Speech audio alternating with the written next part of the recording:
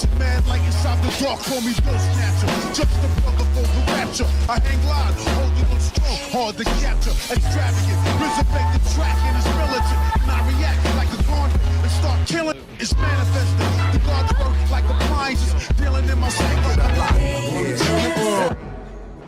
Yo, what's going on everybody? It's your boy Naruto Explain here, and today we're going to be covering Blaze release in today's installment of the Kekkei Genkai Handbook and the Ninjutsu Handbook, two series on the channel where I take in detailed looks at the Kekkei Genkai and Ninjutsu that exist in the Naruto world. For Blaze release, there's a lot more to this than a lot of people give credit for, and that comes from not understanding the mythology behind Blaze release, which is what we're going to do in the first part of this video before we get into the actual mechanics and specifics of Blaze release. That's why this video is going to be a little bit longer than the other videos in this playlist. So jumping right in, Blaze release, like stated before, is tricky because it's one of those aspects of Naruto that was introduced into the back half of the series during the events of the 5 Kage Summit, and since then Sasuke hasn't developed a whole lot of variations of the jutsu, but rather refined the usage of his Blaze release, and the mythology behind this makes it very intricate. Now, speaking of Sasuke, there is some confusion when it comes to Blaze release, because I've seen people say that Blaze release is its own separate change in chakra nature, that it's a blend of fire release and wind release. So we're going to clear that up before we get into mythology. Blaze release isn't like other change in chakra nature Kekkei Genkai where it combines two chakra natures. The only time you get two changes in chakra nature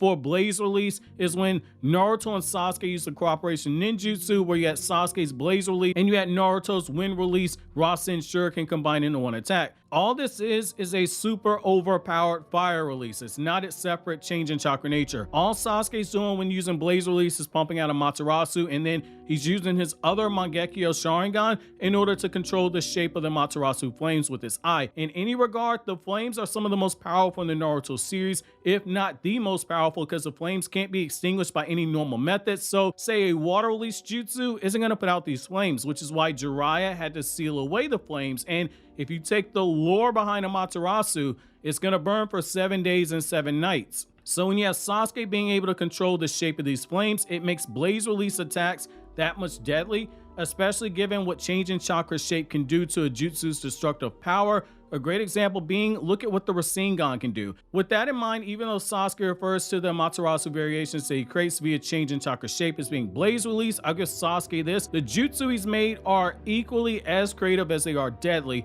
which is fitting when we get into the mythology behind this jutsu, because like a lot of stuff in Naruto, Kishimoto has a lot of Asian references all over it, which can further explain why Sasuke's skill with Amaterasu via change in chakra shape jumped up so many levels once he got the Eternal Mangekyo Sharingan.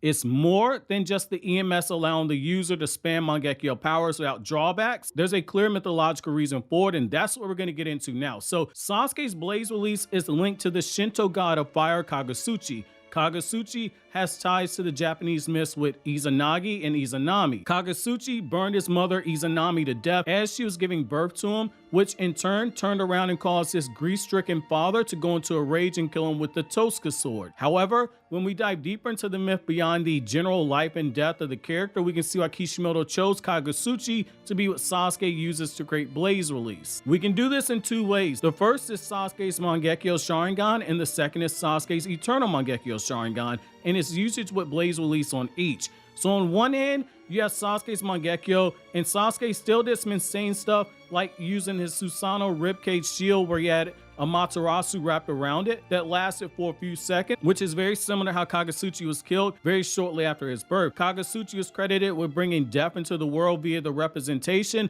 that after creation ultimately comes death.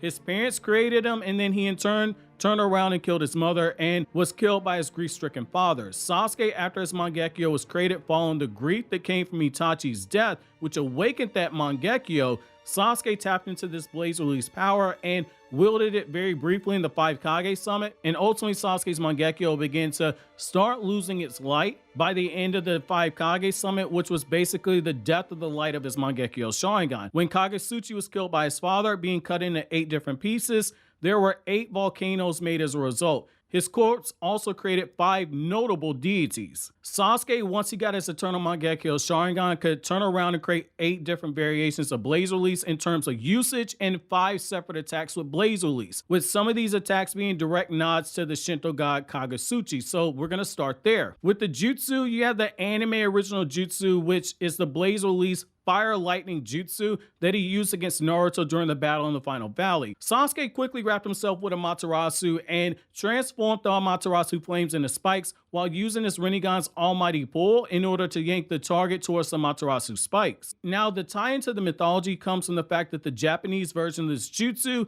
is named after one of the thunder gods that was created from the body of Izanagi, in particular in the chest, which is why in the anime you see multiple of the Amaterasu spikes going through the chest of Naruto. The Blaze Release Susanoo is first seen when we see Sasuke as he activates his Eternal Mangekyo Sharingan for the very first time after waking up in Obito's lab and removing the bandages around his eyes. Now, if you're only familiar with the anime, this might be new to you, but in the manga, Sasuke Susanoo is also holding Amaterasu inside of his hand, and it's shaped like a ball, which is a sign of his flame control powers. That flame that is inside of Sasuke's Susanoo hand is what is used for the basis of Sasuke's flame control attacks while he's using the Susanoo. Sasuke, while using this Blaze Release Susanoo, can make a Blaze Release sword that can be used by the Susanoo. He can shoot off Blaze Release projectiles, he can shoot off Blaze Release arrows, which is very deadly because, as previously stated, Amaterasu can't be put out by physically existing chakra attacks. You got to go through extreme methods like the rinnegan related jutsu or sealing jutsu or advanced senjutsu, or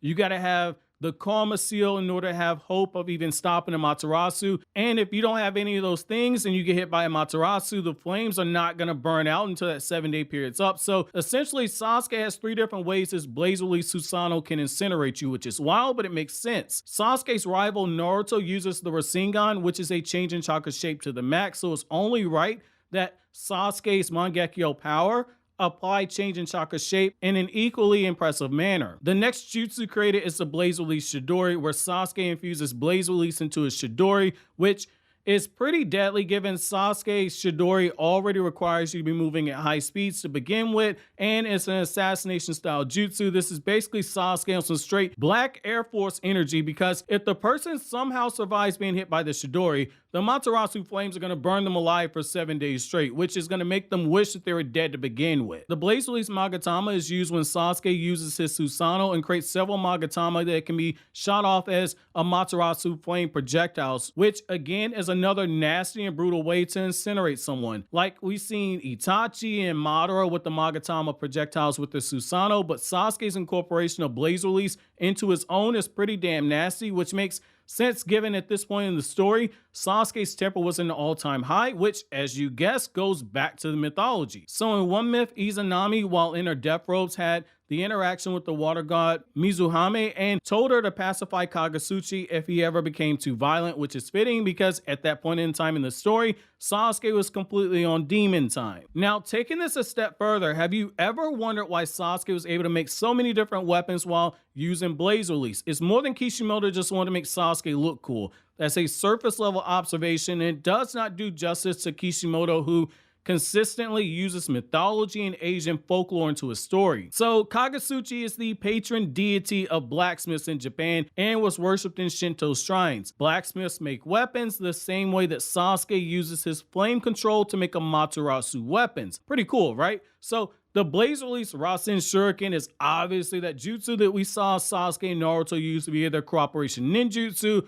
While there aren't any real connections to Japanese folklore outside of the fact that Kagasuchi is a deity prayed to by blacksmiths and the Rasen Shuriken is basically a chakra shuriken, what we do have is that goofy name that Minato came up with that showed that for as big of a big brain genius as Minato was, he wasn't smart enough to come up with a cooler sounding name than the Blaze Release Nimbus Gale Jet Black Arrow Formation Zero Jutsu. God, by the time you finish saying that name, your enemy's already going to counterattack. Now, jokes aside, due to the flames and the wind being perfectly balanced, this makes the scale of the fire release jutsu already insane given the relationship that wind release chakra and fire release chakra have. So when you combine the pinnacle of fire release changing chakra shape with the pinnacle of wind release in the form of the Rasen Shuriken. You've got what should be considered to be an instant kill jutsu unless your enemy happens to be hacks as well. Seriously, that should have been a GG moment when they pulled that off in the war, but that's just me, but I know who they were fighting, so again, it makes sense. Now, scaling things back a little bit, we have the Amaterasu Flame Gathering Jutsu, which when we first saw this in the manga, it wasn't really given a name.